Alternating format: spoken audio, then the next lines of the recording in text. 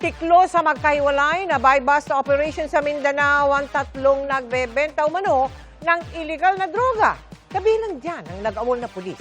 Pero ginagamit pa umano ang propesyon para magtulak. Nakatutok si Marisol Abduraman. Exclusive! Matapos makatanggap ng hudyat mula sa nagkunwaring buyer, agad nagtakbuhan ang mga otoridad papunta sa target area sa barangay na Tumulan sa Taguluan, Misamis Oriental.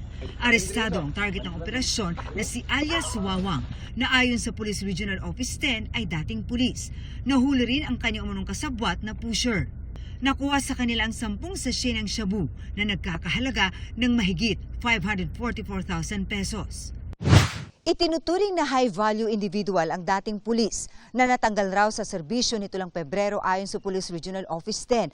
Nag-awol daw ito matapos magpositibo sa random drug testing Hulyo nung nakaraang taon. Kinakatukutan po ito si alias Wawang. Ginagamit po niya yung kanyang badge at yung kanyang ID at nagpapakilala po siya na still he is an active member po ng PNP. Kaya po kinatatakutan po siya yung mga bumibili sa kanya pag hindi magbabayad. Tinatakot po niya. Nabawi sa na-dismiss na pulis ang kanyang police badge at police ID. Si alias Wawang umano ang nag-ooperate sa bayan ng Taguluan at sa mga karatig na bayan. Meron pong mga industrial workers. Yung iba naman po is meron pong mga truck drivers. No, yun po allegedly no na mga parokyano po niya. Sa barangay Ipona naman sa Cagayan de Oro City, nahuli ng mga otoridad ang isa pang high-value individual na si alias AJ. Nakuha sa kanya ang 300 gramo ng shabu na aabot sa mahigit 2 milyon pesos ang halaga. Malaki po yung kanyang network sa area. Nagbabagsak po siya sa mga SLI po natin. Patuloy na inaalam kung kabilang sa malalaking grupo ang mga nasakoting suspect na wala pang pahayag sa ngayon. Marisol Abduraman, nakatuto 24 oras. Ilabas ang buong video para malaman kung sino ang nagsasabi ng totoo. Yan po ang hamon ng Armed Forces of the Philippines sa iginigiit ng Chinese Embassy na ang mga Pilipinong sundalo umano ang nanghamon at naunang umatake sa China Coast Guard sa Ayungin Shoal. Pero hindi po nagtatapos sa pagkasugat ng 2 sundalong Pilipino ang pangharas. Nagpatuloy pa yan hanggang kanina sa isinasagawang medical evacuation. Nakatutok si June Veneracion.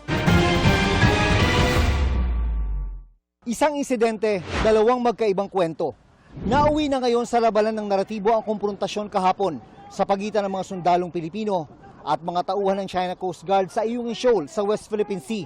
Sa video at statement na inilabas ng Chinese Embassy, ang mga tropa ng Pilipinas umano ang unang umatake at namalo ng sagwan sa mga Chinese law enforcement officers.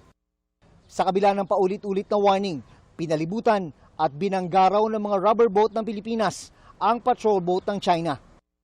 Ang mga sundalong Pilipino raw ang nagsimula ng physical assault. Sa mas malapitang kuha ng video, pinalabas ng China na ang mga Pilipino ang naghahamon ng away at mas agresibo. Kinontra ng AFP o Armed Forces of the Philippines ang sinasabi ng China at naglabas din ng panibagong video ngayong araw. Pilit daw kasing dumidikit sa BRP Sierra Madre ang mga Chinese, kaya itinaboy sila ng mga sundalong Pilipino. Ang BRP Sierra Madre ang nagsisilbing outpost ng Pilipinas sa Ayungin Shoal. Sa video, makikita ang mga Chinese Coast Guard personnel na may hawak na baton na inihahampas nila sa mga dumadaang tropa ng Pilipinas. 2 sundalo ng AFP ang sugatan sa insidente. Ang isa nagkasugat sa ulo. Para magkaalaman kung sino ang nagsasabi ng totoo, hinamon ng AFP ang China na maglabas ng kumpletong video. So what they are showing is a spliced or incomplete version of the video. If they show the full context of the video that they took, it will be incriminating against them. It will be self-incriminating. Nakalapit daw ng 20 to 30 meters ang mga China Coast Guard personnel sa BRP Sierra Madre. Sabi ng AFP, ito'y malinaw na unlawful intrusion sa lugar na mayroong sovereign rights ang Pilipinas sa ilalim ng international law. Ang ganitong pangyayari, this is because of the illegal presence in our maritime zones. So long as they are there illegally, the potential for any coercive and aggressive action will always be there, to include the deceptive messaging. Ipinag-utos na ng liderato ng Philippine Coast Guard ang deployment ng 2 nitong barko para magsagawa ng medical evacuation sa mga nasaktang AFP personnel. At ngayong hapon, nakuha na ang 2 sundalo at kasalukuyang pinangangalagaan sa BRP Melchora Aquino. Ayon kay Tariela, habang nagaganap ang operasyon sa pagkuha ng 2 sundalo, nagpatupad pa rin ng blocking maneuvers ang Chinese Coast Guard. The only violent act and barbaric act na ginawa dito is the China Coast Guard hitting directly the head of our personnel from the Armed Forces of the Philippines. Hindi katanggap-tanggap para kay Pangulong Marcos ang panibagong insidente sa Ayungin Shoal. Kinukundina po niya. Kinukundina po ng Pangulo ang mga ganitong klaseng pangyayari. So, hindi po talaga katanggap-tanggap itong nangyayari sa pagitan po ng bansa po natin at ng China. Ang insidente sa Ayungin Shoal ang isa sa mga unang hamon na kakaharapin ng bagong upong Chief of Staff ng AFP, si General Antonio Nafarrete. We have to stand our ground. Atin yan. No? Rest assured that we will also do our jobs. And I think they're ready for it. We have our rules of engagement also there. Pinalitan ngayong araw ni Nafarrete si Retired General Romeo Bronner na 3 taong nagsilbi bilang AFP Chief. Paalis na lang siya, may nangyari pang gulo sa Ayungin Shoal. Nakakalungkot na may mga insidenteng ganon. Yung ating mga sundalo nasugatan doon sa nangyari, no? And of course, we condemn that in the strongest manner. Kinundi na rin ng Amerika ang ginawa ng China. Ang nakababahalang pattern of provocation ng China ay naglalagay daw sa alanganin sa peace and stability sa rehiyon. Dapat itigil na raw ito. Pag inulit na naman ng China ang iligal na paglapit sa BRP Sierra Madre, nakahanda raw ang Armed Forces of the Philippines. Mananatili raw nakabantay ang mga sundalong Pilipino sa Ayungin Shoal, alinsunod sa international law. June Veneracion, Nakatutok, 24 Oras. Mga kapuso, inutay-utay man tila agad na nasagasaan ng panibagong big-time oil price hike ang mga tsuper. Ang isang grupo, magkakasa ng 2 araw na tigil pasada simula bukas para ihirit ang taas pasahe. Nakatutok si Bernadette Reyes. Matapos ang ilang oras na biyahe, sa diesel lang napunta ang naipong barya ng jeepney driver na si Ronnie Noynay. Wala na tayong magawa dyan, ganyan na talaga yan. Pagbaba nila, piso, pagtaas, 10. Babiyahe pa rin kung may kikitain pa, kung wala na, tigil na. Ngayong araw kasi, tumaas na naman ang presyo ng diesel ng hanggang 8 pesos and 20 centavos kada litro. May kasunod pa yan na 2 pesos and 40 centavos dahil nag-implement ng staggered increase ang mga oil companies. Ang gasolina, nadagdagan naman ng 3 pesos and 60 centavos kada litro. Kaya ang hirap kumita. Ang 10 hours na biyahe dati, ngayon 16 hours na doble. Dahil sa taas ng pamasahe, ay sa taas ng gas. Itaas naman ang pamasahe, wag naman yung ganon. Diba? Kaya nakakayamot. Kaya naman para iparating ang pagkadismaya sa walang prenong taas presyo sa petrolyo, magsasagawa ng transport strike ang grupong Manibela bukas. Tatagal ang 2 araw ang transport strike pero maaari pa raw itong umabot hanggang Biyernes, July 24. Makarinig lang ng chismis ang mga oil companies at ang Department of Energy na may giyera sa gitnang silangan. Agad na silang magtataas ng presyo. Dapat i-unbundle po ninyo yung presyo ng mga produktong petrolyo para makita natin magkano talaga ang pag-angkat, magkano ang ginagamit o ang gastos. Hihirit rin daw ang grupo ng dagdag singil sa pasahe. Matatanda ang noong Marso, sinuspindi ni Pangulong Bongbong Marcos ang planong taas singil sa pasahe. Yung na-outlet na piso na per hike, ano na po ang nangyari, mahal na Pangulo? Magsosona na po kayo. Yung piso na ibinigay sa atin, sana naman po nakikiusap kami na madagdagan pa ng piso. Hindi po sasapat ito para lamang po ito makasurvive kami. Sa monitoring ng Department of Energy, 4 na magkakasunod na linggo nang tumataas ang presyo ng produktong petrolyo. Para maibsan ang epekto nito, ginawa ng utay-utay ng ilang oil companies ang dagdag presyo ngayong linggo. Pero mabigat pa rin daw, lalo na sa mga pumapasada dahil halos umabot na sa humigit kumulang 90 pesos ang kada litro ng diesel. Hati naman dito ang mga pasaherong madadagdagan na naman ang budget sa transportasyon. Mataas pa rin naman yung bilihin, tapos pati gasoline, ganun din, ma'am. Parang wala din pinagbago, ma'am. Huwag lang po muna. Huwag muna, ma'am, kasi parang hindi pa naka-move on last, tumaas yung gas, tapos tataas ulit. Mabigat pero kakayanin siguro kasi kawawa rin naman sila eh. Pare-parehas lang naman nagtutulungan na lang. Wala pang pahayag ang LTFRB. Bernadette Reyes, nakatutok 24 oras.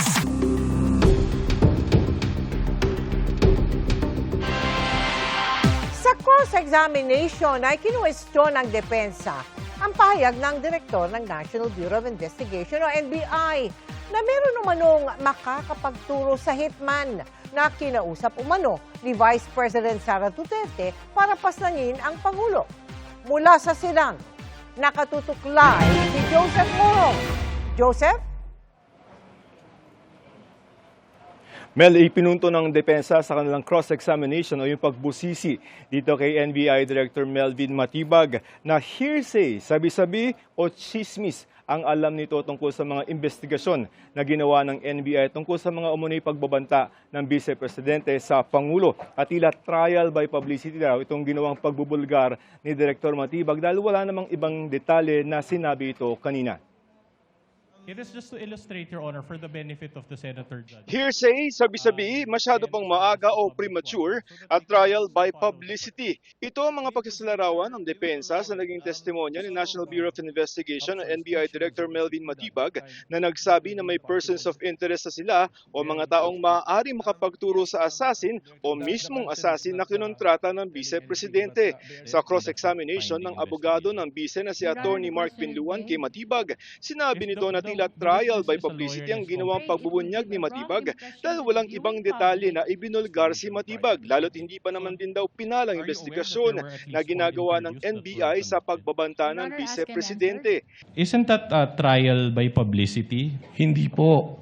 Sapagkat kaya nga po namin hindi inilalabas yung aming pong mga confidential at secret na investigation. Lamang nga po, tayo'y pinatitistigo rito. Kung hindi nyo pa po pala kayang magbigay ng detalye, bakit nyo pa po nilabas na may leads kayo in the first place? Sagot ni Matibag, ongoing pa nga o hindi pa tapos ang investigasyon pero oras na maging pinal ang kanilang investigasyon ay i-confront nila o iharap nila ang resulta ng kanilang investigasyon sa bise. Mas maganda nga po kung si VP Sara mismo magsabi dito kung meron siyang kinausap at kung sino kinausap. Dagdag na punto ng depensa, walang kinakaharap na reklamo ang bise dahil sa umunoy pagkontrata niya ng papatay sa Pangulo. Sinabi naman ni Matibag na mayroon naman itong kinakaharap na reklamo para sa grave threats at inciting to sedition sa Department of Justice. Tinawag din na hearsay ng depensa ang alam ni Matibag tungkol sa mga investigasyon na ginawa ng NBI noong 2025 tungkol sa mga assassination threats na isa sa mga basihan ni Matibag para sabihing nagpapatuloy at totoo ang banta ng bise. Presenting the exact pero sabi ng prosekusyon, opisyal na record at pwedeng magamit ang mga naging investigasyon ng NBI. For the benefit of this honorable court and the Filipino people watching, inaamin nyo ba na wala kayong personal na kaalaman sa nangyaring investigation starting November 23, 2024? Malinaw naman po yun at ang korte po ay can take judicial notice of the fact na hindi pa po ako NBI director ng panahon na yun. So you're confirming that you do not have personal knowledge because you were only appointed as NBA Director a year later or on February 20, Your Honor, ask and 2026. If not based on personal knowledge, then that is hearsay. I'm trying to look for the Filipino term for hearsay. Ano ba yung hearsay sa Tagalog? Sabi-sabi or chismis?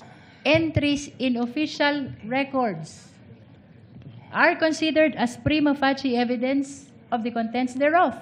And thus, it's exactly the basis of the witness in answering the question of the defense. Nagtanim din ng duda sa motibo ang depensa kay Matibag. Inilabas ng depensa na asawa ni Matibag ay isa sa mga endorser ng House Committee Report na nag-endorso ng mga articles of impeachment laban sa bise. Pati ang mga critical nito mga opinion pieces kung saan tinawag niya na bratinela ang Vice Presidente na ayon naman kay Matibag ay katawagan na galing mismo sa ama ng bise na si dating Pangulong Rodrigo Duterte. Naglabas din ng survey ratings ng depensa na nagpapakita ng mas mataas na ratings ng bise kesa sa Pangulo. Punto ng depensa, may betrayal of public trust ba na nangyari? You mentioned that you have an ongoing investigation. Do materials like this, insofar as how Filipino people view or trust VP Sara, have an effect in your investigation? Ibig sabihin po ba nito, ang isang pinakakilala at popular na tao pwede lang gumawa ng krimen at hindi natin papapanagutin? Well, bukas ay na kay Attorney Matibag pa rin ang Senate Impeachment Court. Diyan pa rin sila magtatalo. At meron lamang konting pagbabago sa schedule ng Senate Impeachment Court simula sa July 29. Mel, alas 10 ng umaga na tayo magsisimula hanggang alas 3 ng hapon. Mel. Maraming salamat sa iyo, Joseph Moro.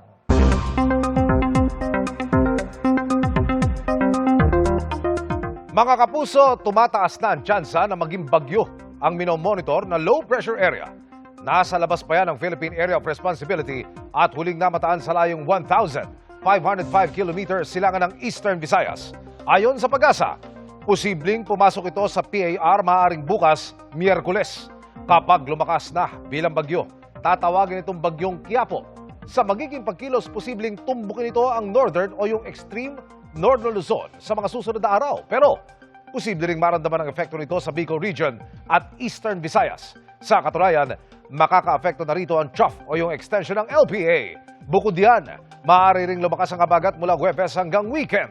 Base sa datos ng Metro Weather, umaga bukas, may tsansa ng kalat-kalat na ulan sa Mimaropa, Panay Island, Negros Island Region, Sulu Archipelago at Zamboanga Peninsula. Sa hapon at gabi, kasama na rin sa mga posibleng ulanin ng ilang lugar sa Ilocos Region, Cordillera, Central Luzon, Calabarzon at ilang bahagi ng Bicol Region. May chance rin ng ulan sa Metro Manila bukas gaya po ng naranasan kaninang hapon. Halos buong Visayas at Mindanao naman ang posibleng makaranas ng malawakang pag-ulan. Sa hapon din at pwedeng magpatuloy o maulit sa gabi. May malalakas na ulan din kaya nananatili ang banta ng baha o landslide.